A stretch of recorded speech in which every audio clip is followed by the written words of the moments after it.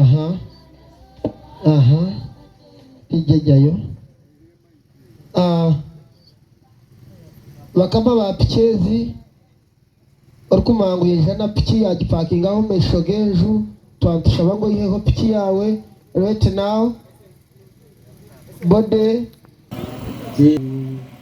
awe shagama yawe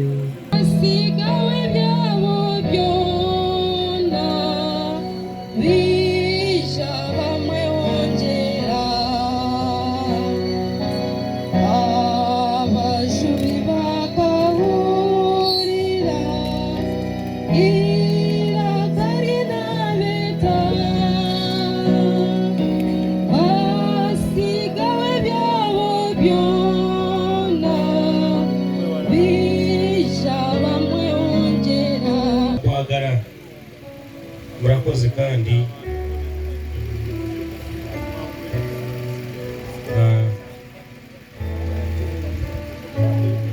babasa kongezaho